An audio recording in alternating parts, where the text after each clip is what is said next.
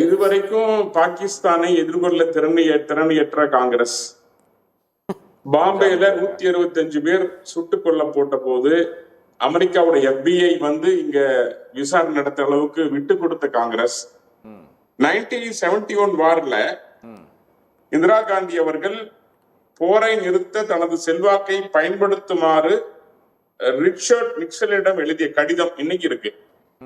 இந்த ராகுல் காந்தி வந்து பெரிய ஏதோ வீரமுள்ள விஷயம் மாதிரி போய் நீங்க ராகுல் காந்தி பேசுற பேச்சு எடுத்துட்டீங்கன்னாவே நீங்க ஹிண்டன்பர்க்ல இருந்து அந்த விவகாரத்தில் இருந்து அதானி அம்பானியுடைய கடன் தள்ளியுடைய விவகாரத்தில் இருந்து சாதிவாரி கணக்கெடுப்பில் இருந்து அமெரிக்கா சென்று சீக்கியர்கள் குறித்து கேவலமா பேசியதில் இருந்து ரஃபேல் விமானம் குறித்து பேசியதில் இருந்து பண மதிப்பிழப்பு குறித்து பேசியதில் இருந்து பெகாசஸ் குறித்து பேசியதில் இருந்து கடன் தள்ளுபடி குறித்த மீண்டும் மீண்டும் தவறான கருத்தை சொன்னதில் இருந்து அக்னிபத் குறித்து பேசல இருந்து ஒரு உண்மை கூட ராகுல் காந்தி வாயிலிருந்து வந்ததே இல்லைங்க. ராகுல் காந்தி மக்கள் அவரை ஒரு கோமாளியா தான் பாக்குறாங்க.